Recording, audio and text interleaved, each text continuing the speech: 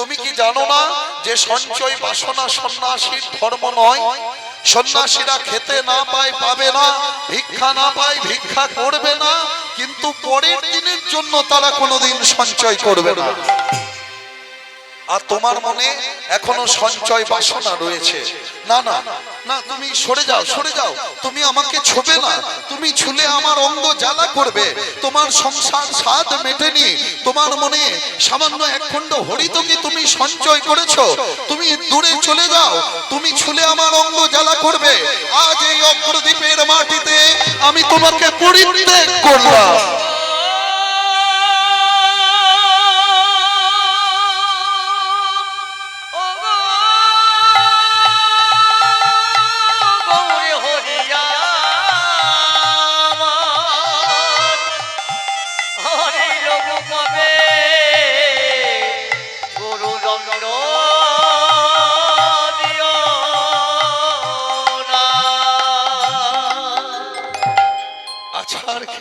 গোবিন্দ ঘোষ মহাপ্রভুর চরণে, মহাপ্রভুর পা দুটোকে জড়িয়ে ধরেছে। না ঠাকুর না, এই সামান্য কারণের জন্য, এই তুচ্ছ কারণের জন্য এইভাবে আমাকে ছেড়ে চলে যেও না।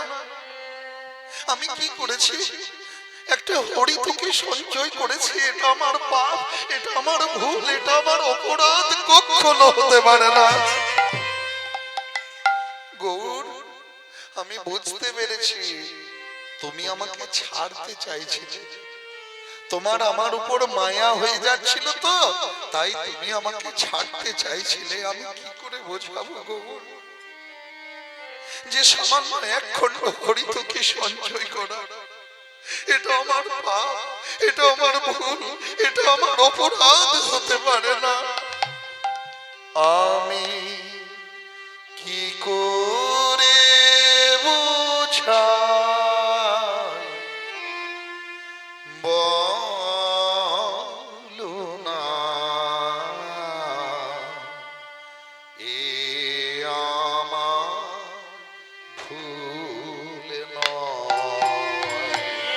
কি করে বোঝাই বলো না, এ আমার ভুল নয়। আমি কি করে বোঝাই বলো না, এ আমার ভুল নয়। এ বুঝি তোমার ভুল, দূরে সরে থাকা, বুঝি তোমার ভুল, দূরে সরে থাকা। ক্ষম অপরাধ কৃপাময়, অপরাধ কৃপাময়, ক্ষম অপরাধ কৃপাময়,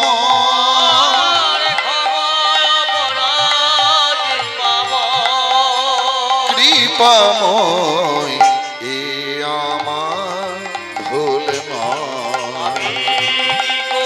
তাই গৌর হরি বল, হরি বল।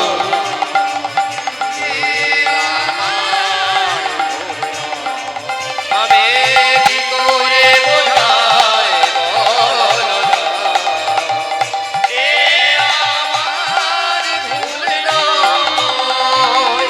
আমারে ছাড়িয়া প্রভু কেন যেতে চাও, আমারে ছাড়িয়া প্রভু কেন যেতে চাও?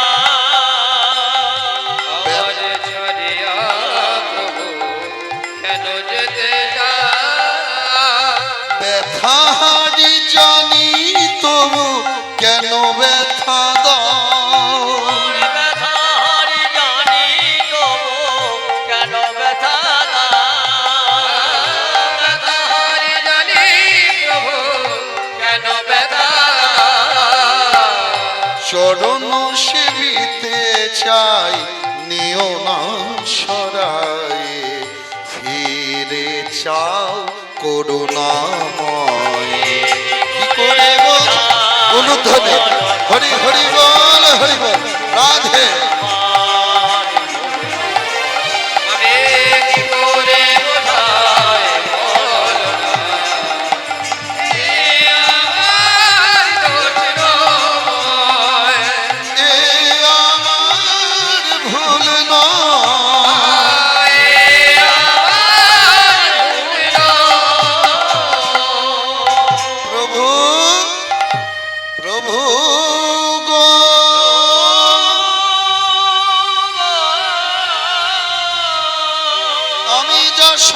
সঞ্চয় করেছি তা তো আমার জন্য করি নাই প্রভু, যা করেছি সব তোমার জন্য।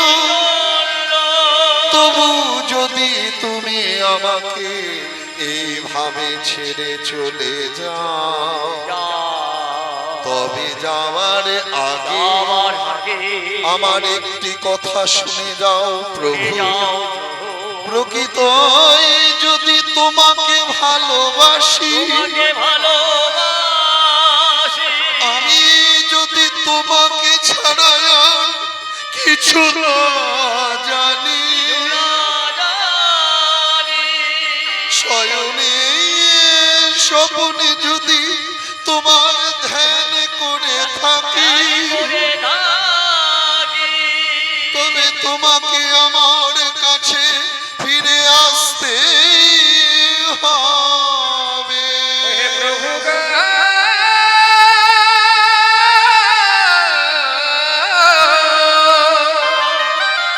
ওহে প্রভু,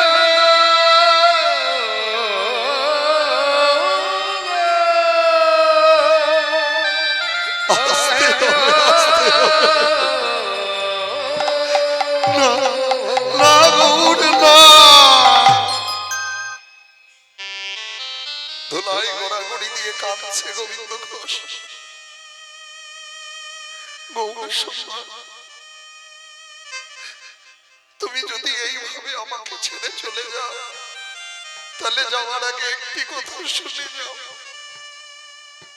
আমি প্রকৃতই যদি তোমাকে ভালোবাসি, আমি যদি তোমাকে ছাড়া আর কিছু না জানি, শয়নে স্বপনে যদি তোমাকে দেখি, তাহলে তোমাকে আমার কাছে ফিরে আসতে হবে, আসতে হবে।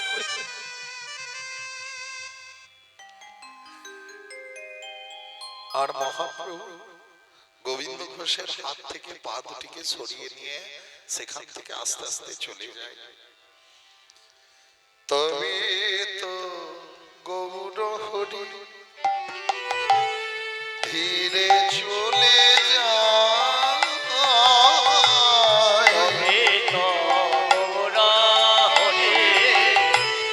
ধীরে চলে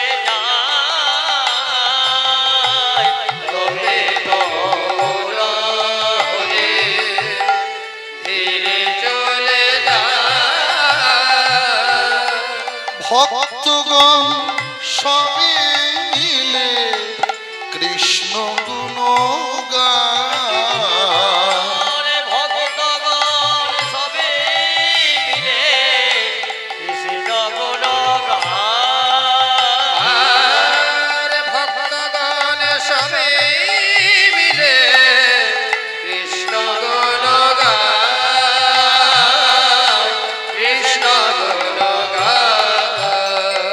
তারা কৃষ্ণ কৃষ্ণ কৃষ্ণ বলে, কৃষ্ণ কৃষ্ণ কৃষ্ণ বলে, কৃষ্ণ কৃষ্ণ কৃষ্ণ বলে। ভক্তগণ সবে মিলে কৃষ্ণ কৃষ্ণ কৃষ্ণ বলে, ভক্তগণ সবে মিলে কৃষ্ণ কৃষ্ণ কৃষ্ণ বলে।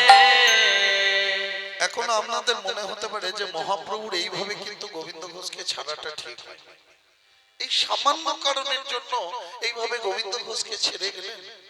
কিন্তু বাবা, এই গোবিন্দ ঘোষের মধ্যে দিয়ে প্রভু আমার দেখাবেন যে ভক্ত একা ভগবানের সেবা করে না, ভগবান ভক্তের সেবা করে। ভক্ত একা ভগবানের জন্য কাঁদে না, ভগবানও ভক্তের জন্য কাঁদে।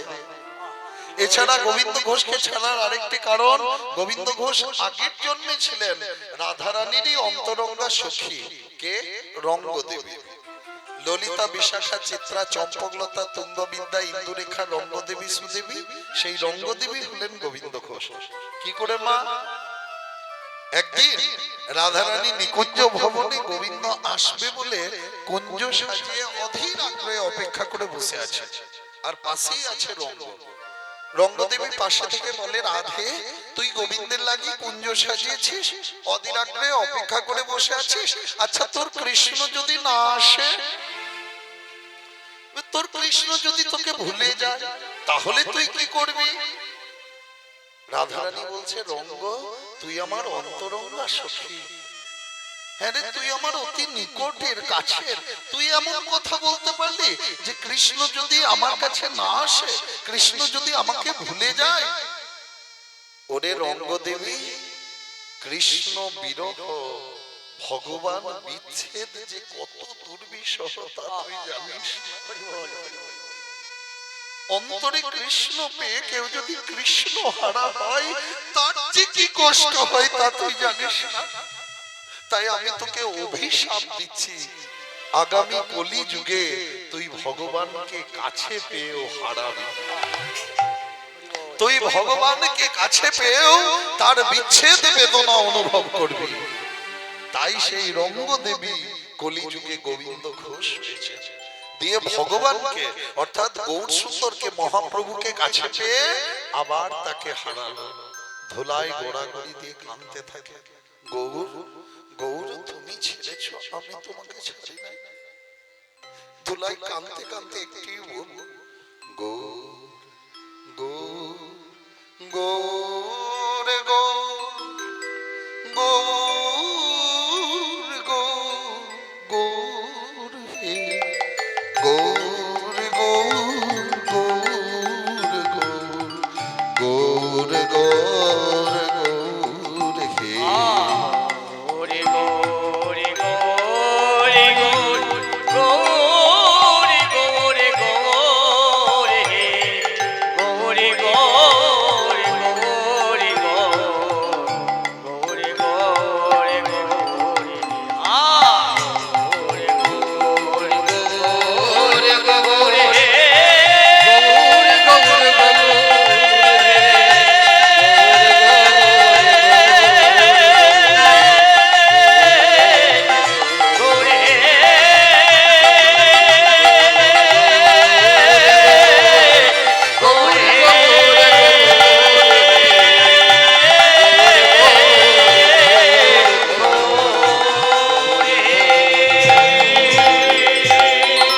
না না গৌর না, আর আমি থাকতে পারছি না। এবার তোমার নাম নিয়ে আমি ওই গঙ্গায় প্রাণ বিসর্জন দেব। কি করে? গঙ্গার জলে ছুটতে ছুটতে চলে যায়। একদিন দুদিন করে 12টা দিন কেটে গেল অনিদ্রায় অনাহারে। গৌর গৌর গৌর বলি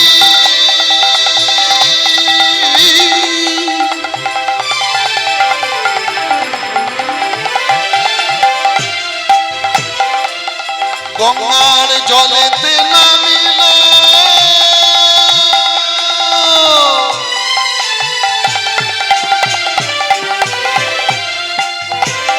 প্রভুর কৃপায় কোষ্ঠী পাথর গাত্র পরশ কইল। গৌরে গৌরে গৌরে মানে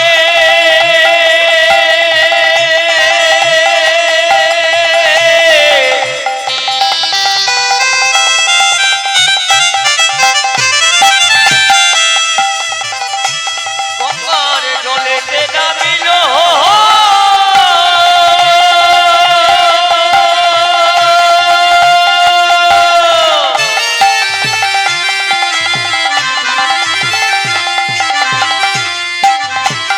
প্রভুর কৃপায় কোষ্ঠী পাথর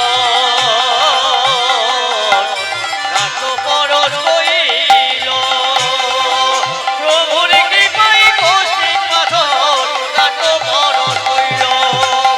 ওরা কষ্ট মনে করি সদাইয়া দিল, ওরা কষ্ট মনে করে সদাই হারাইল। কষ্ট এসে বারবার গাত্র পরশ কইল।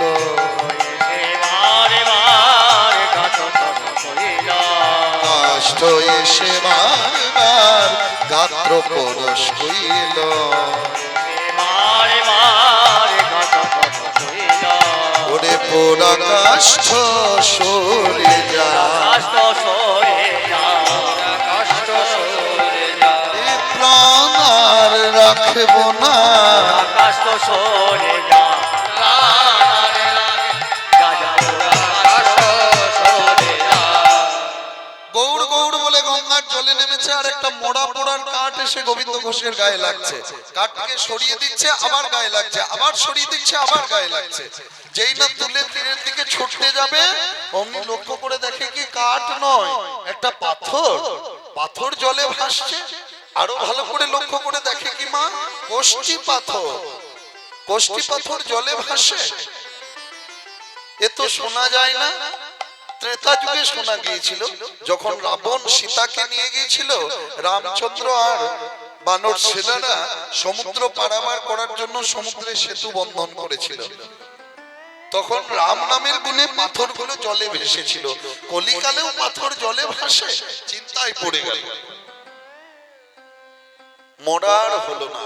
মহাপ্রভু তখন রামকেলি থেকে দৈববাণী করলেন। কি বললেন? গোবিন্দ, আত্মহত্যা করো না, আত্মহত্যা মহাপাপ। তুমি প্রাণ বিসর্জন দিও না। ওই পাথর নিয়ে তুমি তোমার বাড়ি যাও। আমি খুব তাড়াতাড়ি তোমার কাছে যাচ্ছি। আমার গৌর আসবে। আনন্দে দু চোখ জলে ভরে উঠল গোবিন্দ ঘোষের। সেই পাথর নিয়ে ঘরে ফিরে এলেন। কোষ্ঠী পাথর, যেখানে কৃষ্ণ নাম লেখা। আর এদিকে কি হয়েছে বাবা? মহাপ্রভু একটা ছেলের রূপ ধরে গেলেন। কোথায়? তখনকার যিনি সেরা ভাস্কর, তার কাছে। ভাস্কর মানে যারা পাথর কেটে কেটে মূর্তি বানায়, কারিগর। সেই কারিগরের কাছে গিয়ে উপস্থিত। ভাস্কর ঠাকুর বাড়িতে আছেন? ও ভাস্কর ঠাকুর। ভাস্কর ঠাকুর বেরিয়ে এসে বলে, আগে বলুন। বলি, আমার ওই পিতা গঙ্গা একটা শিলা পেয়েছে, শিলাটির উপর কৃষ্ণ নাম লেখা। হ্যাঁ, তা সেই শিলাটি দিয়ে আপনাকে না একটা গোপীনাথের মূর্তি বানাতে হবে। আচ্ছা, তা বাবা আমি তো তোমার বাড়ি চিনি না। বলে, আপনি আমার সঙ্গে আসুন, আমি নিয়ে যাচ্ছি। সেই বালক রূপী প্রভু ভাস্করকে সঙ্গে করে নিয়ে যাচ্ছেন। নিয়ে যেতে যেতে দূর থেকে দেখে বলে, ভাস্কর ঠাকুর, ওই যে দেখছো না, ওই যে গো মাটির ঘর, ঘরের চাল, হ্যাঁ হ্যাঁ, ওইটি হচ্ছে আমার বাড়ি। ঠিক আছে, আপনি চলুন, আমি একটু পরে যাচ্ছি। ঠিক আছে।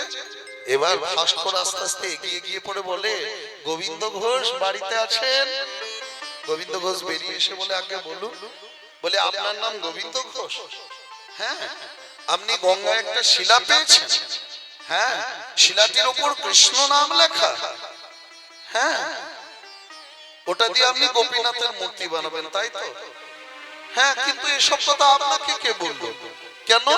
আপনার ছেলেই যে আমাকে ডাকতে গিয়েছিল। দূর, আমি সংসারই করিনি। হ্যাঁ, ছেলে আসবে কোথা থেকে? ও, এটা তাহলে আমার গৌরের কৃপা। গৌরের কৃপা ছাড়া এমনও হয় না। মূর্তি নির্মাণের জন্য কারিগরের দরকার, আর প্রভু নিজেই কারিগর পাঠিয়ে দিয়েছে। হ্যাঁ, সত্যি তাই। এদিকে দুজনের যখন কথোপকথন হচ্ছে, তখন মহাপ্রভু আমার নাম গাইতে গাইতে চলে এসেছে। শ্রী কৃষ্ণ গোবিন্দ হরে মুরারে, হে নাথ নারায়ণ বাসুদেব। কৃষ্ণ গোবিন্দ হরে মুরারি, হে নাথ নারায়ণ বাসুদেব। কৃষ্ণ গোবিন্দ হরে মুরারি, হে নাথ নারায়ণ বাসুদেব। কৃষ্ণ গোবিন্দ হরে মুরারি, হে নাথ নারায়ণ বাসুদেব। জয় গোবিন্দ গোপাল মাধব। সকলে করতালি দিয়ে জয় গোবিন্দ গোপাল মাধব। দেখি সকলে একবার করতালি দিয়ে, নয়তো দু হাত তুলে মুখে একটু বলুন তো, হে হরি হে হরি হে হরি হে হরি হে হরি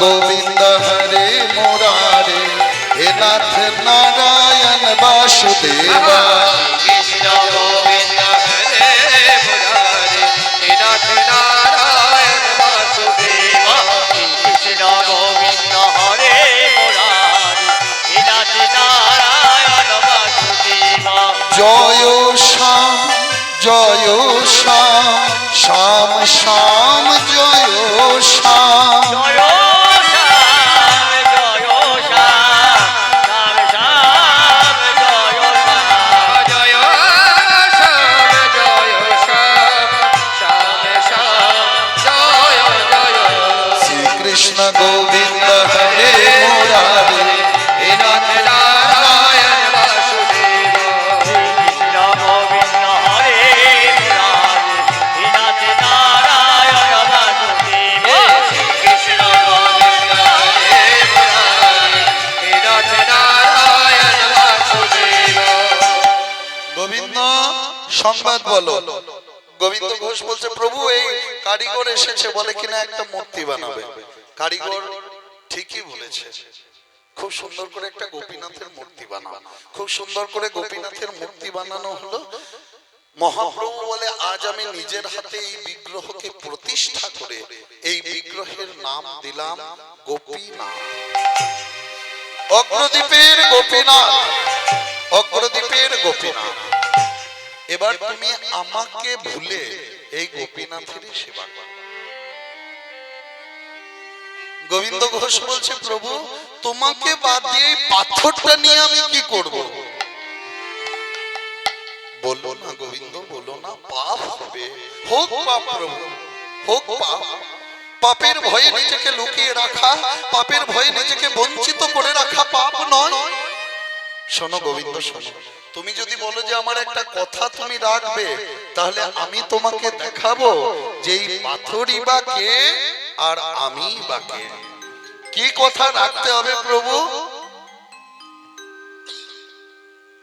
তুমি বলো যে আমার কথা তুমি রাখবে বেশ ঠাকুর আমি তোমার কথা রাখবো তাহলে দেখো গোবিন্দ এই পাথরই বা কে আর আমি বা কে দেখতে দেখতে শ্রীমান মহাপ্রভু সেই গোপীনাথের মূর্তির মধ্যে প্রবেশ করলেন চমকে উঠল গোবিন্দ ঘোষ এ কি এ আমি কি দেখছি হ্যাঁ ওই তো আমি দেখতে পাচ্ছি আমার গৌরের শিরে বিনোদ চূড়া ওই তো আমি দেখতে পাচ্ছি আমার গৌরের শ্রী করে রাধা বলা মোহন বেনু ওই তো আমি দেখতে পাচ্ছি আমার গৌরের গলে পঞ্চ ফুলে গাথা বই জয়ন্তী মালা ওই তো আমি দেখতে পাচ্ছি আমার গৌরের কোটি তটে পিত ধরা ওই তো দেখছি আমার গৌরের চরণে নূপুর নম ব্রহ্মণ্য দেবায়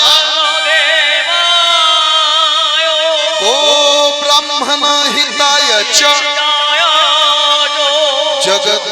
জগদ্ধিতায় কৃষ্ণায় গোবিন্দায় নমো নমঃ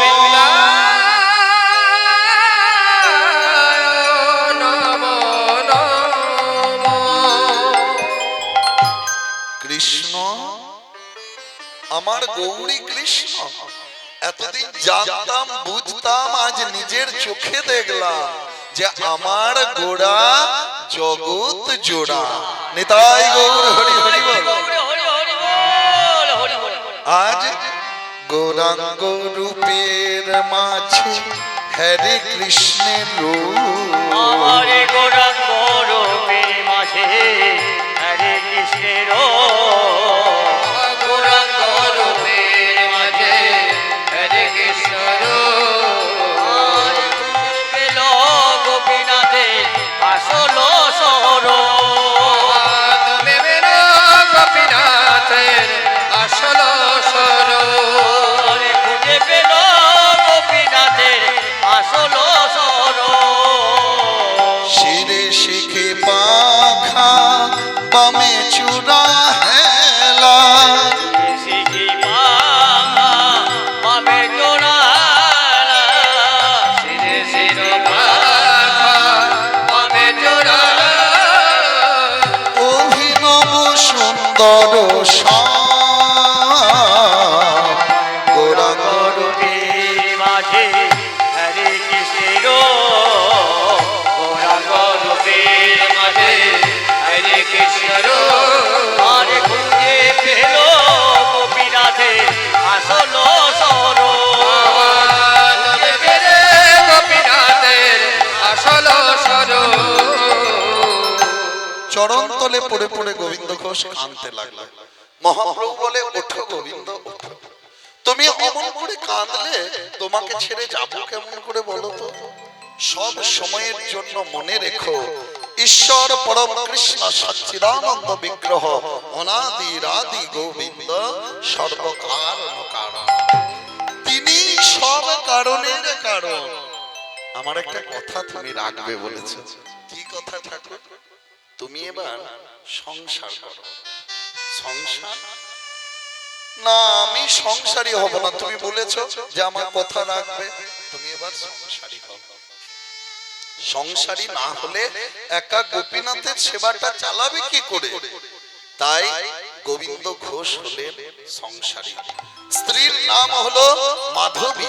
সংসার পেয়ে আনন্দে ভরে উঠল গোবিন্দ ঘোষের মন। এখন আর বারবার ঠাকুরের সেবা দেয় না, মা দিনে দুবার সেবা দেয় আর নিজের ঘর সংসার নিয়ে মত্ত থাকে। দেখতে দেখতে তাদের একটি ছেলেও হয়েছে, সন্তানও হয়েছে। হ্যাঁ গো, গোপীনাথের কৃপায় আমরা ছেলে পেলাম। এই ছেলের নাম কি রাখবো? ছেলের নাম কি রাখে? শাস্ত্র বলছে, কলৌ ভাগবতাং নাম যস্য পঞ্চ প্রজয়তে জননী পুত্রিণী তেন পিতৃনান্ত ধুরন্ধর। পাপময় এই কলিযুগে শ্রী হরির নাম হলো একমাত্র মুক্তির পথ। তাই কারো নাম যদি ভগবানের নামকে অনুসরণ করে অনুকরণ করে রাখে, তাহলে সেই নামের মাহাত্ম্যে সেই ছেলে বা মেয়ে কি করে? বংশের মুখ উজ্জ্বল করে আর মায়ের গর্ভকে সার্থক করে। বুঝাতে পারলাম মানেটা? মানে ছেলে মেয়ের নাম ঠাকুরের নাম দিয়ে রাখতে হয়, তাহলে কি হয়? সেই ছেলে বা মেয়ে বংশের মুখ উজ্জ্বল করে আর মায়ের গর্ভকে সার্থক করে। এখন আর হয় না। এখন ছেলে মেয়ের নাম রাখা হয় কি দিয়ে? ওই টিভি সিরিয়ালে বা সিনেমাতে হিরো হিরোইনের যে নাম নাকি, সেই দিয়ে ছেলে মেয়ের নাম রাখা নয়। মায়েরা যত দেখেন ওই জি টিভি, টিভি স্টার, জলসা, হ্যাঁ জি বাংলা, যাই হোক, সেগুলোতে যে নামটা দেখবেন এইটাই বলবে ছেলের বা মেয়ের রাখবো। আর এখনকার দিনে তো আছে পাপাই, পাপাই, পাপ যদি দূরে থাকতে তো টেনে নিয়ে চলে আসছে। আর বিদেশিরা যেগুলো কুকুর, ছাগলের, বিড়ালের নাম রাখে, সেগুলো আমরা আমাদের ছেলে মেয়ের নাম রাখি। দেখবেন লক্ষ্য করে, বিদেশিরা যেগুলো কুকুরের নাম রাখে, ছাগলের, বিড়ালের, হ্যাঁ, সেগুলো আমরা আমাদের ছেলে মেয়ের নাম রাখি। কিন্তু ছেলে মেয়ের নাম আগেকার দিনে ঠাকুরের নাম দিয়ে রাখতো। কেন? যে ঠাকুরকে তো সবসময় ডাকতে পারি না, ওই ছেলেকে ডাকতে গিয়ে যদি ঠাকুরকে ডাকা হয়।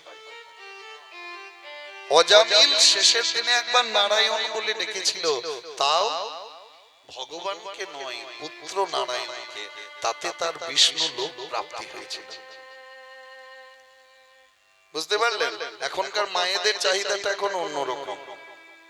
মায়েদের নাম রাখতে হবে, হ্যাঁ, যেন নামটা একটু মডার্ন হয়, আধুনিক নাম চাই। এই যে আমার নাম সনাতন, এখন আর চলবে না বাবা, হ্যাঁ, বলবে ও নাম পুরনো হয়ে গেছে।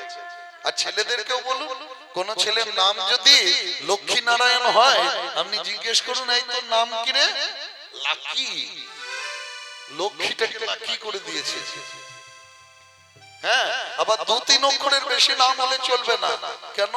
টুক করে ডাকা যাবে, ছেলেও যেন তাড়াতাড়ি বেশ পরীক্ষার খাতায় লিখে দেবে নামটা। হ্যাঁ, আর এখন তো বিশেষ করে ইংলিশ মিডিয়ামের সৌজন্যে ছেলেদেরকে মেয়েদেরকে আমরা এমন শিখিয়েছি, এই বাবা পিতাজি মা মাতাজি এসব তো উঠে গেছে। এখন বাবাকে ড্যাড ড্যাডি পপ, ছেলেকে শেখাচ্ছে পপ বলতে বাবাকে, আর ছেলেও বেরিয়ে বাবাকে গপ করে দিচ্ছে। মাম্মি মাম্মা, হ্যাঁ এগুলো শিখিয়েছি। পিতাজি মাতাজি বাবা মা এগুলো ভুলিয়ে দিয়েছি। পিতাজি বাবা মাতাজি মা, এই ডাকের মধ্যে যে একটা আরতি, যে একটা আকুলতা, বাবা বা মায়ের যে একটা স্নেহের মমতার উদ্রেক হয়, হ্যাঁ ওই মাম্মি বলুন মম বলুন মাম্মাম বলুন ড্যাড বলুন পপ বলুন কোনো কিছুতে হয় না। আমরা বিদেশিদের ভালো জিনিসটাকে নিই না। বিদেশিরা যে আমাদের দেশে এসে শাড়ি পরে হরে রামা হরে কৃষ্ণ করছে সেটা আমরা দেখি না, কিন্তু তাদের খারাপটাকে আমরা গ্রহণ করি। তাদের জিন্স প্যান্টকে টপকে আমরা নিয়ে নিয়েছি, কিন্তু তারা যে শাড়ি পরে তুলসী মালা নিচ্ছে সেটা আমরা কেউ দেখি না। যাই হোক, ছেলের নাম ভগবানের নাম দিয়ে রাখতে হয়, তাহলে সেই সন্তান কি করে বংশের মুখ উজ্জ্বল করে আর মায়ের গর্ভকে সার্থক করে। গোপীনাথের কৃপায় যখন ছেলে পেলাম, ছেলেরও নাম রাখলাম গোপীনাথ। স্ত্রী পুত্র পেয়ে আনন্দে ভরে উঠল গোবিন্দ ঘোষের মন। এখন আর বারবার গোপীনাথের সেবা দেয় না, ওই দিনে দুবার মাত্র কোন রকম সেবা দেয় আর সংসার নিয়েই মত্ত থাকে। মন্দিরের গোপীনাথ মনে মনে বলে, গোবিন্দ সংসার পেয়ে স্ত্রী পুত্র পেয়ে তুমি আমাকেই ভুলতে বসেছ, তাহলে যে তোমার মায়ার বন্ধন গুলিকে একটি একটি করে আমাকে ছিন্ন করতে হবে, দেখি কি করা যায়। পরের দিন সকাল থেকে স্ত্রী মাধবীর খুব জ্বর হলো।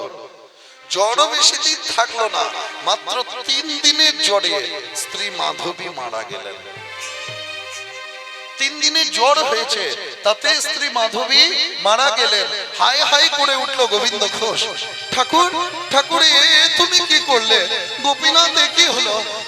আমার স্ত্রী আমাকে ছেড়ে দিয়ে চলে গেল, আমার স্ত্রীকে তুমি কেড়ে নিলে, তুমি কি করলে ঠাকুর? এখন এখন এই ছোট শিশুকে, এই ছেলেটাকে আমি মানুষ করব কি করে? ঠাকুর ঠাকুর আমার স্ত্রীকে কেড়ে নিয়েছো, কিন্তু কিন্তু আমার এই ছেলেকে গোপীনাথকে তুমি কেড়ে নিও না। খুব ভালোবাসে ছেলে গোপীনাথকে, গোবিন্দ ঘোষ খুব ভালোবাসে। এখন তো বেশি সময় নাই, ওই 2-4 ঘর কোন রকম ভিক্ষা করে নিয়ে আসে আর ভিক্ষালব্ধ তন্ডুল দিয়ে সেবার জোগাড় করে দিয়ে একেবারে মন্দিরে যায়।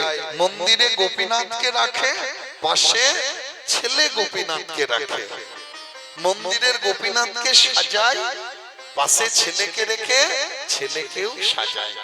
মন্দিরের গোপীনাথের মুখে ভোগ তুলে দেয়, আর সেই প্রসাদটা পাশে ছেলের মুখে তুলে দেয়। কোনদিন আবার ভুল হয়ে যায়, কোনদিন আগে ছেলেকে সাজায় তারপর মন্দিরের ঠাকুরকে সাজায়, কোনদিন আগে ছেলেকে খাওয়ায় আর সেই উচ্ছিষ্ট সেই এঁঠোটা মন্দিরের গোপীনাথকে দেয়। পুত্র স্নেহ বাৎসল্য রস দুই গোপীনাথের উপর বর্ষিত হতে লাগলো। ঠাকুর গোপীনাথ, ছেলে গোপীনাথ। মন্দিরের গোপীনাথ মনে মনে বলে, গোবিন্দ তুমি তোমার ছেলেকে এত ভালোবাসো যে আগে ছেলেকে সাজাচ্ছ তারপর আমাকে সাজাচ্ছ, আগে ছেলেকে খাওয়াচ্ছ তারপর আমাকে খাওয়াচ্ছ।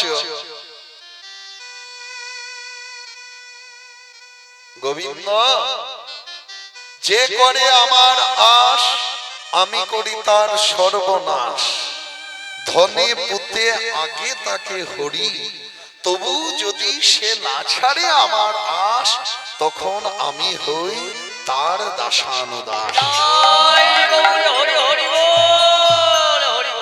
দেখি কি করা যায়। ছেলে এখন আস্তে আস্তে বড় হচ্ছে, ছেলে এখন 5 বছরের হয়েছে। হ্যাঁ, একদিন গোবিন্দ ঘোষ সেবার জোগাড় করছে আর ছেলে এসে পড়ে পিছন থেকে জড়িয়ে ধরেছে। বাবা, ও বাবা, এই কি হলো রে, জড়িয়ে ধরছিস কেন অমন করে? সর সর বলছি। ও বাবা, কি হয়েছে দেখছিস না আমি গোপীনাথের সেবার জোগাড় করছি। গোপীনাথ, কি হয়েছে? বাবা, আমার মা কোথায়? এই গোপীনাথ, সর বাবা সর, এখন সর, পরে আসবি, পরে বলবো। না, তুমি বলো আমার মা কোথায়? আমার বন্ধুরা বলে ওদের মারা ওদেরকে কোলে নেয়, তেল মাখায়, আদর করে স্নান করিয়ে দেয়, কোলে নিয়ে খাইয়ে দেয়, কিন্তু কিন্তু আমি যে আমার মাকে দেখতে পাই না। ও বাবা, ও বাবা, বলো না, বলো না আমার মা কোথায়?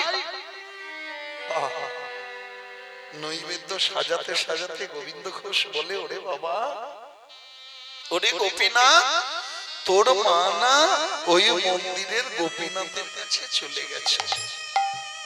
তাহলে মন্দিরের গোপীনাথকে গিয়ে চাইলে বললে আমার মাকে এনে দেবে। যা যা, তুই গিয়ে বল। ছোট্ট ছেলে কিছুই জানে না, আস্তে আস্তে গুটি গুটি পায়ে মন্দিরে প্রবেশ করেছে। মন্দিরে প্রবেশ করে গোপীনাথের দিকে চেয়ে বলে, ও গোপীনাথ, গোপীনাথ, আমার মা কোথায়? ও গোপীনাথ, বলো না আমার মা কোথায়? কি হলো, চুপ করে আছো? বাঁশিটা ধরে আছো, বাঁশিটা নামিয়ে দেবো। বাবা তোমাকে কত আদর করে, কত যত্ন করে সেবা দেয়, কোনদিন কিচ্ছু চাই না। আমিও তোমাকে কোনদিন কিচ্ছু চাই না গোপীনাথ। আজ শুধু একবারের জন্য তুমি বলে দাও,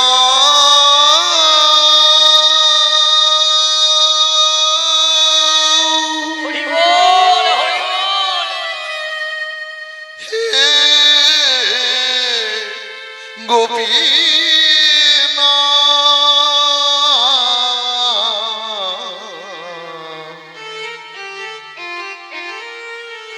বলো কোথায় আমার মা? তুমি বলে দাও,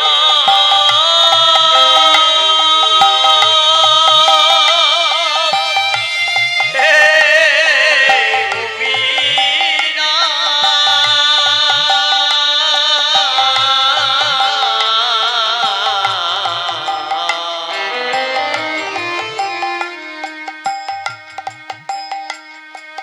বলো কোথায় আমার মা? হারিয়ে গেছে মাঝে আমার, আমি খুঁজে পেলাম না। হারিয়ে গেছে মাঝে আমার, আমি খুঁজে পেলাম না। কোথায় আমার মা? তুমি বলে দাও, নিতাই গৌর হরি বল, হরি বল, রাধে। হে গোপীনাথ।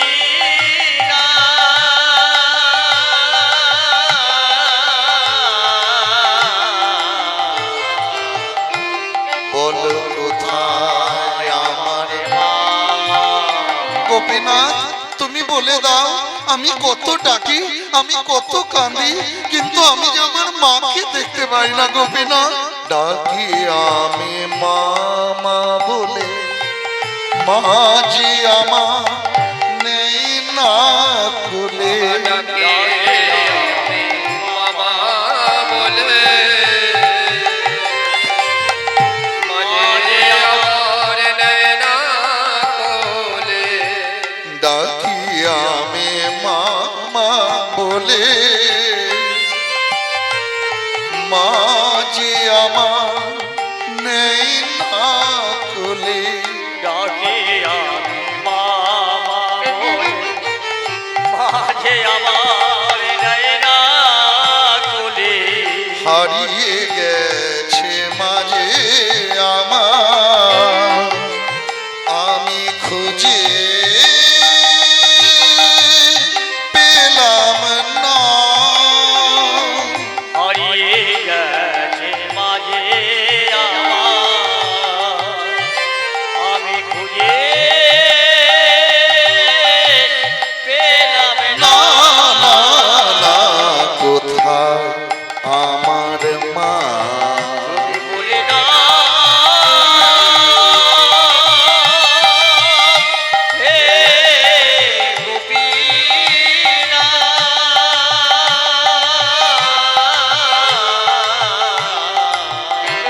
বলো কোথায় আমার মা বলো কোথায় আমার মা বলো কোথায় আমার মা গোপীনাথ তুমি বলবে না এত ডাকলাম এত কাঁদলাম তাও তুমি বলবে না বেশ তুমি যতক্ষণ না বলবে ততক্ষণ আমি তোমার কাছে মাথা ঠুকবো ততক্ষণ তোমার পায়ে মাথা ঠুকবো পড়ে পড়ে কাঁদবো ডাকবো গোপীনাথ তুমি বলে দাও গোপীনাথ তুমি বলে দাও গোপীনাথ তুমি বলে দাও আমার মা কোথায় রক্তে আর চোখের জলে ভেসে গেল গোটা মন্দির ঠাকুর গোপীনাথের চরণ দুটি আজ ছেলে গোপীনাথের রক্তে লাল হয়ে গেছে মন্দিরে দরজার কাছে পড়ে আছে ছেলে নৈবেদ্য সাজিয়ে সেবার জোগাড় নিয়ে গোবিন্দ ঘোষ মন্দিরে ঢুকতে যায় দেখে দরজার কাছে ছেলে পড়ে আছে এই গোপীনাথ গোপীনাথ এই বাবা ওঠ ওঠ ওঠ আরে মন্দিরের দরজার কাছে পড়ে আছিস কেন কি হয়েছে কথা বলে না মন্দিরে দরজা আগলে পড়ে আছে কেউ কি ঠাকুর মন্দির আগলে পড়ে থাকে অমন করে ওঠ কথা বল কি হয়েছে তাড়াতাড়ি নৈবেদ্যকে পাশে নামিয়ে রেখে পাশ ফেরাই কি তোর তোর মুখে রক্ত কেন তোর কপাল ফেটে রক্ত ঝরছে কেন কি হয়েছে গোপীনাথ একবার একবার কথা বল নাড়ি টিপে দেখে কি কোনো স্পন্দন নাই হাতের তালু পায়ের তলা শীতল হয়ে গেছে ঠান্ডা হয়ে গেছে কোথাও শরীরে কোনো জায়গায় প্রাণের লক্ষণ নাই ঠাকুর হে গোপীনাথ আমার ছেলের কি হয়েছে ঠাকুর আমার ছেলে কথা বলছে না কেন আমার ছেলের শরীরে কোথাও কোনো স্পন্দন নাই কেন কি হয়েছে ঠাকুর গোপীনাথ আমার স্ত্রীকে কেড়ে নিয়েছো আমার একমাত্র পুত্রকেও তুমি কেড়ে নিলে ঠাকুর আমি সংসার চাইনি তুমি আমাকে সংসার দিয়েছো আমি স্ত্রী পুত্র কিছুই চাইনি তুমি আমাকে সব দিয়েছো সব দিয়ে আমার সব কেড়ে নিলে সব না দিলে কি কখনো কেশবকে পাওয়া যায় না আর নয় গোপীনাথ আর নয় তোমাকে মন প্রাণ দিয়ে সেবা করার ভজনা করার ভালো পরিণাম তুমি আমাকে দিলে মন্দিরের দরজা বন্ধ করে ছেলে গোপীনাথকে কোলে করে নিয়ে চলে যাচ্ছে গঙ্গার দিকে শ্মশানের দিকে ওরে গোপীনাথ ওরে বাবা একবার কথা বল শেষবারের মতো একবার পিতা বলে আইরে কোলে পিতা বলে বলে আয় রে কোলে একবারে পিতা বলে আয় রে কোলে ওরে ওরে আমার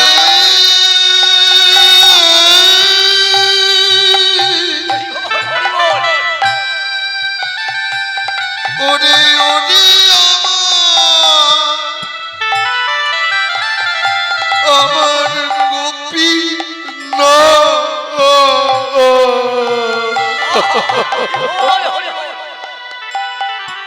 একবারে পিতা বলে বলে আয় রে কোলে ওরে ওরে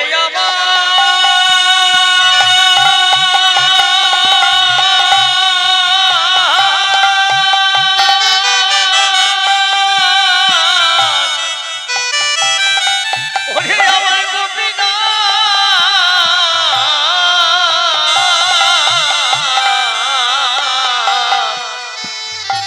এবার পিতা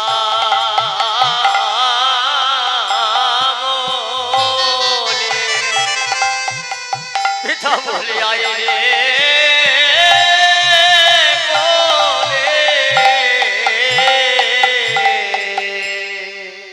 গঙ্গায় নিয়ে গিয়ে বালিতে নামিয়ে রেখে নিজের হাতে গর্ত খুঁড়ে সেই গর্তের মধ্যে ছেলেকে রেখে আজ বালি চাপা দিচ্ছে গোবিন্দ ঘোষ। ওরে গোপীনাথ, ওরে বাবা, যে কাজ তোর করা উচিত ছিল সে কাজ তুই আমাকে দিয়ে করালি। হরি বল হরি বল বাবা হয়ে আজ নিজের ছেলের মুখে আমি বালি চাপা দিলাম। গঙ্গার বালিতে সমাধিস্থ করে গঙ্গা স্নান করে আস্তে আস্তে এসে বসেছে নিজের বাড়ির মন্দিরের দরজার কাছে সিঁড়িতে, মাথায় হাত দিয়ে বসে আছে। দরজা বন্ধ করে দিয়েছে গোপীনাথ মন্দিরের। ঠাকুর, ঠাকুর আর নয়, থাকো তুমি অনাহারে থাকো ঠাকুর, আর আমি তোমার সেবা করব না।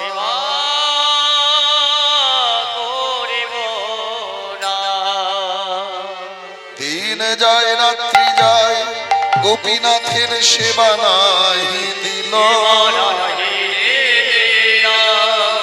পুত্র হয়ে গোপীনাথ পিতারে কহিল,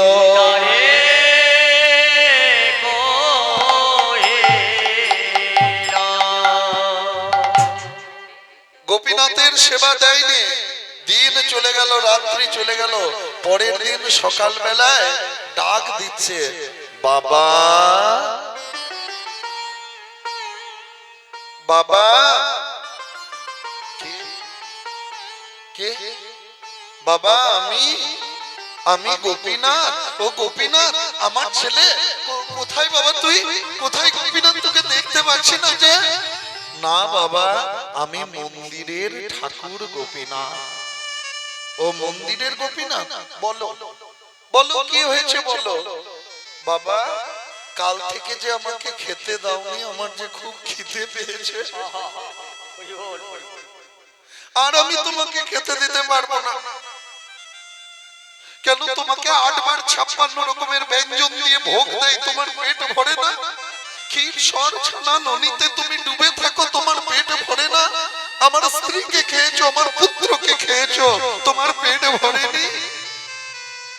বাবা, তোমার হাতে না খেলে যে আমার পেট ভরবে না বাবা। বলো না গোপীনাথ, বলো না, আর আমি পাচ্ছি না। বাবা, বাবা, কারো যদি একটি সন্তান চলে যায়, তার বাবা মাকে অন্য সন্তানকে খেতে দেয় না। কারো যদি দুটি সন্তান থাকে, একটি সন্তান যদি মারা যায় বা চলে যায়, তার বাবা মা কি অন্য সন্তানকেও খেতে না দিয়ে মেরে দেয়? বলো না, তুমি যে আমাকে বাবা বলছো মন্দিরের ঠাকুর হয়ে, গোপীনাথ, তুমি পারবে পারবে সব কর্তব্য করতে? পারবে? এই জগৎ সংসারে, হ্যাঁ, এই জগৎ সংসারে শুধু বাবা বলে ডাকলে হয় না, মা বলে ডাকলে হয় না, ছেলেকে অনেক কর্তব্য করতে হয়। এই সংসারে ছেলে মেয়ের অনেক কর্তব্য আছে। তা তুমি কি পারবে? পারবে আমার কর্তব্য করতে? পারবো বাবা, পারবে। আমার তো ছেলে নেই, আমার তো গোপীনাথ মারা গেছে। তার শেষের দিনে আমার করনে কি বানাম দেবে, মুখে দেবে গঙ্গা জল, মুখে দেবে গঙ্গা জল, করনেকে বানাম দেবে, মুখে দেবে গঙ্গা জল। শ্রাদ্ধ কর্ম পিণ্ডদান কি করিবে বলো, আমরা শ্রাদ্ধ করিব পিণ্ডদান কে করিবে বলো, সাধ্য কর্ম পিণ্ডদান কে করিবে বলো। আমার করনে কে বানাম শোনাবে। কে নেতাই গৌর হরি বল, হরি বল। করনেকে বানাম শোনাবে, মুখে গঙ্গা বাড়ি দেবে, আমার করনে কে বানাম শোনাবে, মুখে গঙ্গা জল দেবে। আমার করনে কে বানাম শোনাবে। আমি বাবা, আমি তোমার কানে কৃষ্ণ নাম শোনাবো, তোমার মুখে গঙ্গা জল দেব, তোমার সাধ্য কর্ম পিণ্ড দান সব আমি করব। তুমি মন্দিরের ঠাকুর হয়ে বলছো? হ্যাঁ, মন্দিরের ঠাকুর হয়ে আমি তোমাকে বলছি গোবিন্দ ঘোষ। শুধু আজ বলে নয়, এই পৃথিবীতে যতদিন চন্দ্র সূর্য উদিত হবে, এই পৃথিবীতে যতদিন আকাশ খেলবে, বাতাস বইবে, যতদিন চাঁদ তার স্নিগ্ধ যোছনায় জীবকে শীতল করবে, যতদিন সূর্য কিরণে জীবকুল প্রতিপালিত হবে, ততদিন আমি তোমার সাধ্য দান করব। বল হরি বল, নিতাই গৌর হরি বল। স্বয়ং ভগবান ভক্তকে কথা দিলেন, স্বয়ং ভগবান ভক্তের কাছে প্রতিশ্রুতবদ্ধ হলেন। আছাড় খেয়ে পড়লো গোবিন্দ ঘোষ। গোপীনাথ ঠাকুরের চরণে, ঠাকুর আমি তোমাকে চিনতে পারি নাই, ঠাকুর চিনতে পারি না। মায়ার মোহে বেঁধেছিলাম বালুচরে খেলা ঘর, বুঝি নাই প্রভু জীবনে উঠবে এমন ঝড়। চলে গেলে হাই সে তো আসে না আর ফিরে, এই কি ভবের খেলা। এ মায়া প্রপঞ্চ বাবা, এই মায়াটা হলো ছলনাময়। এই ভবরঙ্গ মঞ্চ মাঝে নটের নট নটবর হরি, যারে যা সাজায় সেটা সাজায়। হরি বল। এই পৃথিবীটা হলো একটা রঙ্গমঞ্চ, দিস ইজ এ স্টেজ। আর আমরা সবাই অভিনেতা, we all are the dramatist. এখানে সংসার ক্ষেত্রে জীব ও মাত্রে কর্মসূত্রে সবাই বাধা। কেহ রাজা, কেহ প্রজা, কেহ ভগিনী, কেহ ভ্রাতা, কেহ বা সেজেছেন পিতা, কেহ স্নেহময়ী মাতা, সবাই একই মঞ্চে অভিনেতা, আসেন কত সাজছে। যার যখন হতেছে সঙ্গ এই রঙ্গভূমির অভিনয় কাকস্য পরিবেদনা, হরি বল। তখন সে আর কারো নয়। তখন কোথা রয় প্রেয়সীর প্রণয়, পুত্র কন্যার কাতর বিনয়, শোনে না সে কারো অনুনয়, ছেড়ে যায় সাজসজ্জা ছেড়ে। আমার না হইল কর্ম শেষ, আমি কত যাব আর কত আসিব। সংসেজে সংসারের মাঝে কত হাসিব আর কত কাঁদিব। পদকর্তা ওহি ভূষণ বলে যবে আসিব, মোহ মায়া সব নাসিব, এবার হরিনাম সংকীর্তনে বসিব, মিশিব হরির পদ রচনা। নিতাই গৌরে হরি হরি বল, হরি বল, হরি বল। এখন তো মনে হচ্ছে আমার মা, আমার বাবা, আমার ছেলে, আমার দাদু, আমার নাতি। হ্যাঁ হ্যাঁ মা, বাবারা তো ভাবছে পাশের ঘরের লোকটা দোতলা করেছে, আমারটা কি করে তিনতলা করব, আমারটা কি করে চারতলা করব, পাশের ঘরের লোকটা মার্বেল দিয়েছে, আমিও কি করে মার্বেল টাইলস মোজাইক করব। কিন্তু আপনার বর্তমানে বাবা আপনার ছেলেকে যদি জিজ্ঞেস করা হয় কার বাড়ি, ছেলে কি বলবে? আমার বাড়ি। বলবে না যে বাবা করে দিয়েছে। ছেলের বর্তমানে নাতিকে যদি জিজ্ঞেস করা হয় কার বাড়ি, নাতিও বলবে আমার বাড়ি, বলবে না যে দাদু ভাই খুব কষ্ট করে দিয়ে গেছে। আর মা এখন তো ভাবছেন পাশের ঘরের বউটা খুব সুন্দর বেনারসি পড়েছে, জর্দসি পড়েছে, ওরটা 5,000-এর, আমারটা যেন 10,000-এর হয়। পাশের ঘরের বউটা 2 ভরি হার পড়েছে, আমারটা কি করে 5 ভরি হয়। ওই জটা শাড়ি থাকুক আর জ ভরি থাকুক, শেষের দিনে কেউ চাপিয়ে দেবে না। দেহ ছেড়ে যখন প্রাণটা যাবে না, শেষের দিনে তখন বলবে নাকেরটা নাকেরটা নাকেরটা চলে যাচ্ছে, নাকেরটাও খুলে নেবে ওই ছোটটা। হ্যাঁ, আর কি বলবে, ওরে একে বেশিক্ষণ রাখিস না, এটা বাসি হবে, বাস মরা হবে, এর থেকে গন্ধ বেরোবে। এক কাজ কর, একে হরি বলে বের করে দে, হরি বলে বের করে দে, হরি বলে বের করে দে। হরি বলা ধন গেছে ছেড়ে, হরি বলে বের করে দে, হরি বলা ধরে গেছে ছেড়ে, আর তো হরি বলবে না রে। হরি বলা ধরে তাই গৌর গেছে হরি বল, হরি বল। বলবে না রে, হরি বলা ধরে গেছে ছেড়ে, আর তো হরি বলবে না রে, হরি বলে বের করে দে। এর হরি বলা ধনটাই ছেড়ে গেছে, হরি বল। এর দেহ থেকে আত্মাটাই চলে গেছে, একেও বের করে দে আর রাখিস না। কুকুর 2 রকমের হয় বুঝলেন, একটা হচ্ছে পালতু আর একটা হচ্ছে ফালতু। পালতু মানে পোষ মানা কুকুর, যে কুকুরের মালিক আছে কুকুরটাকে ভালো করে একটা চেন দিয়ে বেঁধে রাখে, হ্যাঁ, কুকুরের যত্ন করে, ভালো করে খাওয়ায়। আর একটা হচ্ছে ফালতু কুকুর, মানে রাস্তার কুকুর, এই এদিক সেদিক ঘুরে বেড়ায়, এঠো সেঠো খায়, এখানে ওখানে পড়ে থাকে, নোংরা আবর্জনা মুখ দেয়, হ্যাঁ, ড্রেনের মধ্যে লেজ চুপিয়ে বসে থাকে। তা আপনি একটা ফালতু কুকুরকে, রাস্তার কুকুরকে ভয় দেখান, কিছু করতে যান বা একটা লাঠি তুলে দেখান, কুকুরটা কি করবে?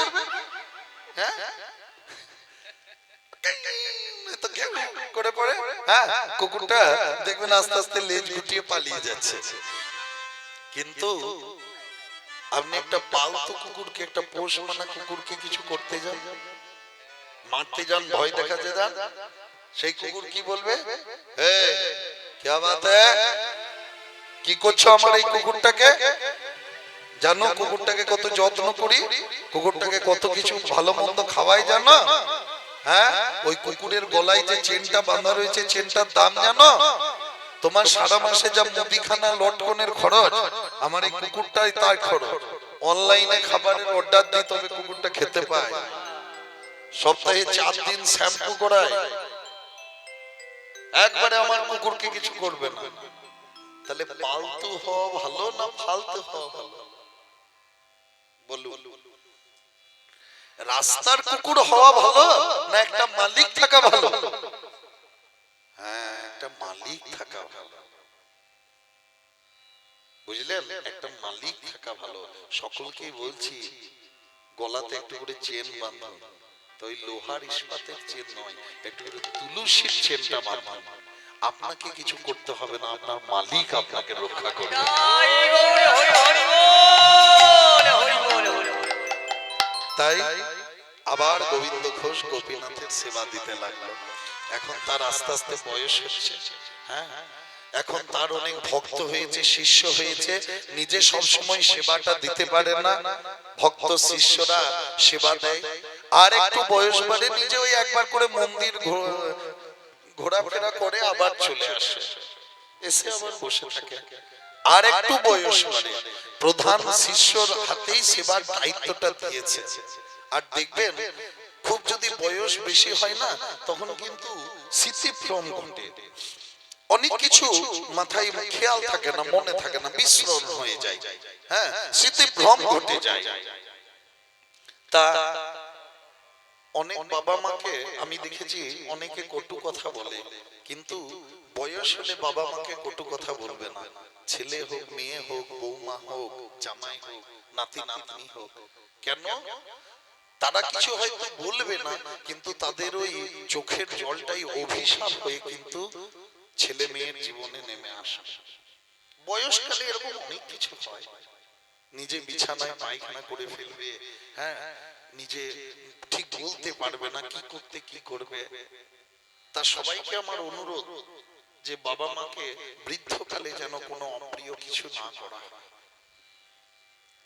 আর বিছানায় শুয়ে শুয়ে গোবিন্দ ঘোষ বিড়বিড় বিড়বিড় করছে, ভাবছে কি তার ছেলে গোপীনাথ হয়তো মরেনি, এখনো বেঁচে আছে। বিছানায় শুয়ে শুয়েই বলে, ওরে গোপীনাথ, ওরে বাবা আমাকে একটু ওই মন্দিরের গোপীনাথের চরণামৃত এনে দে, একটু স্নান জল এনে দে। কে এনে দেবে? কোথাও কেউ নেই, সবাই আপন আপন মন্দিরের কাজ সেরে যে যার বাড়ি চলে গেছে। সন্ধ্যা দুপুর গড়িয়ে বিকাল ঘনিয়ে অন্ধকার নেমে এসেছে, আর মন্দিরে একাকী একটা চৌকির উপর শুয়ে শুয়ে গোবিন্দ ঘোষ বলে, ওরে গোপীনাথ, ছেলেকে উদ্দেশ্য করে, ওরে আমাকে একটু মন্দিরের ঠাকুরের স্নান জল একটু চরণামৃত এনে দে। কেউ কোথাও নেই, কে এনে দেবে বাবা? তাই স্বয়ং মন্দিরের ভগবান নিজে ছেলে সেজে নিজের চরণামৃত নিয়ে গিয়ে দিচ্ছে গোবিন্দ ঘোষের মুখে। ওরে গোপীনাথ, ওরে বাবা একটু কাছে আয়, তোর কোলে একটু মাথাটা রাখি। কেউ কোথাও নেই, তাই মন্দিরের গোপীনাথ মন্দিরের ভগবান কোল বানিয়ে দিয়েছে, সেই কোলে গোবিন্দ ঘোষ মাথাটা রেখেছে। ওরে গোপীনাথ, ওরে বাবা মনে হচ্ছে আর বেশিক্ষণ বাঁচব না, আমাকে একটু কৃষ্ণ নাম শোনা।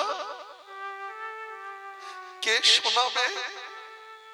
কেউ কোথাও নেই, তাই স্বয়ং মন্দিরের ভগবান নিজে ছেলে সেজে নিজের নাম শোনাচ্ছেন গোবিন্দ ঘোষকে। হরে কৃষ্ণ হরে কৃষ্ণ কৃষ্ণ কৃষ্ণ হরে হরে হরে রাম হরে রাম রাম রাম হরে হরে হরে কৃষ্ণ কৃষ্ণ কৃষ্ণ হরে হরে হরে রাম রাম রাম হরে হরে হরে কৃষ্ণ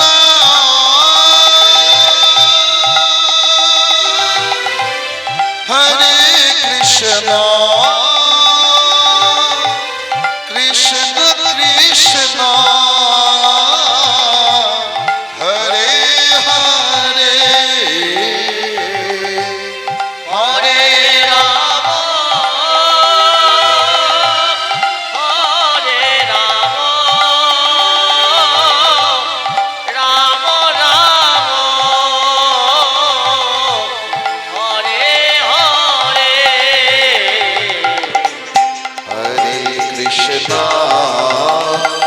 উলুধ্বনি হরি হরি বল হরি বল রাধে কৃষ্ণ কৃষ্ণ হরে হরে হরে রাম হরে রাম রাম রাম হরে হরে হরে কৃষ্ণ হরে কৃষ্ণ কৃষ্ণ কৃষ্ণ হরে হরে হরে রাম হরে রাম রাম রাম হরে হরে আপনারাও সকলে মিলে বলুন হাত জোড় করে হোক হরিধ্বনি করে হোক উলুধ্বনি করে হোক মনে মনে হোক উচ্চ স্বরে হোক জোরে জোরে হোক কলিযুগে নাম ছাড়া জীবের আর কোনো গতি নাই হরি নাম ছাড়া কলিযুগে আর কোনো গতি নাই সকলে মিলে আমার সঙ্গে সেই মহামন্ত্র উচ্চারণ করুন হরে কৃষ্ণ হরে কৃষ্ণ কৃষ্ণ কৃষ্ণ হরে হরে হরে রাম হরে রাম রাম রাম হরে হরে জয়তি তিথিকং জন্মনা ব্রজো শ্রেয়ত ইন্দিরা শশদত্র হি দয়িত দৃশ্যতা দীক্ষুতাবকা স্থৈধৃতা শব স্ত্বং বিচিন্নতি শরদুদাশয়ে সাধুজাত সরসি যোদর শ্রীমুষাদৃশা সুরথনাথতে শুল্কদাশিকা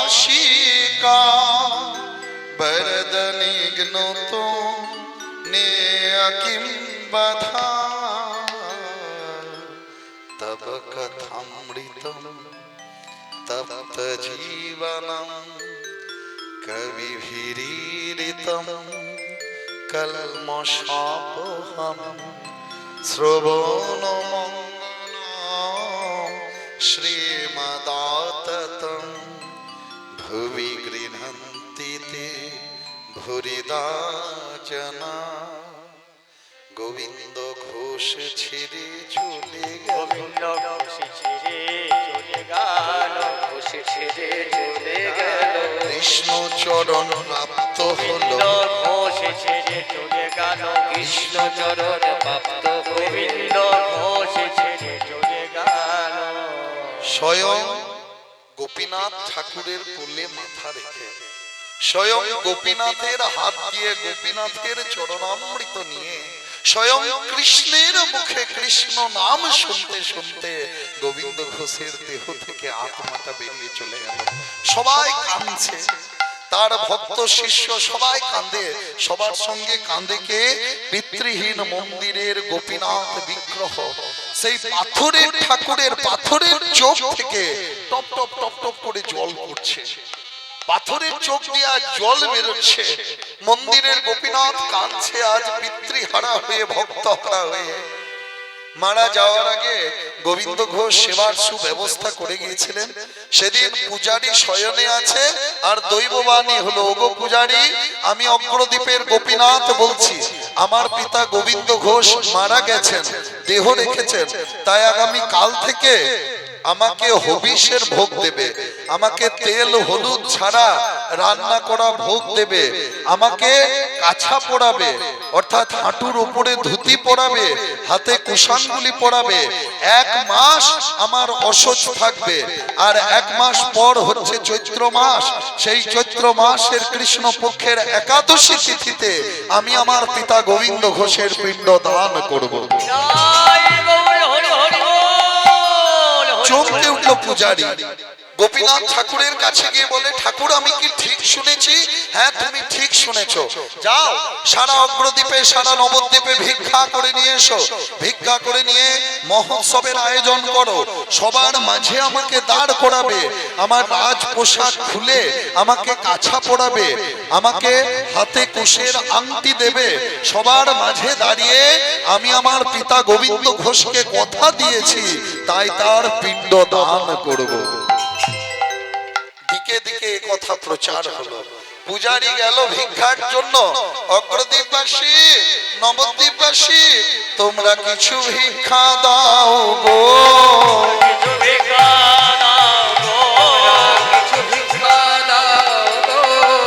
অগ্রদ্বীপবাসী তোমরা এখন বসো বসো বসো, পরে আসো। এই অগ্রদ্বীপবাসী তোমরা কিছু ভিক্ষা দাও গো। ওই অগ্রদ্বীপবাসী তোমরা কিছু ভিক্ষা দাও গো। ওই গোবিন্দ ঘোষের মহোৎসবে কিছু ভিক্ষা দাও গো। তোমরা কিছু ভিক্ষা দাও গো, কিছু ভিক্ষা দাও গো। ভিক্ষা দাও গো। তোমরা কিছু ভিক্ষা দাও গো। ওরে অগ্রদ্বীপবাসী তোমরা কিছু ভিক্ষা দাও গো। ওই অগ্রদ্বীপবাসী তোমরা কিছু ভিক্ষা দাও গো। আচ্ছা এখন বসুন, একেবারে শেষেই আসবেন। একটু বসুন, একটু বসুন, ধৈর্য ধরে বসুন, হয়ে এসেছে। হ্যাঁ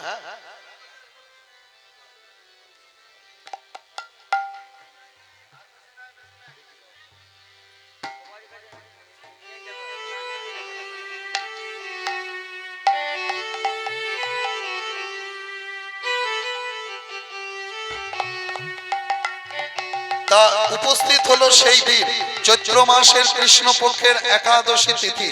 সবার মাঝে মন্দিরের গোপীনাথকে দাঁড় করানো হলো, তার রাজ পোশাক খুলে তাকে কাছা পরানো হয়েছে।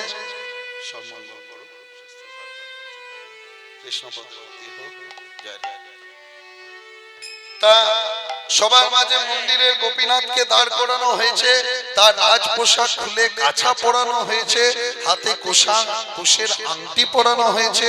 মন্দিরের মাঝে দাঁড়িয়ে গোপীনাথ পিতৃপিণ্ড দান করছেন। সাধু অসাধু ভক্ত অভক্ত বৈষ্ণব অবৈষ্ণবীয় যারা দলে দলে সবাই যোগদান করলো।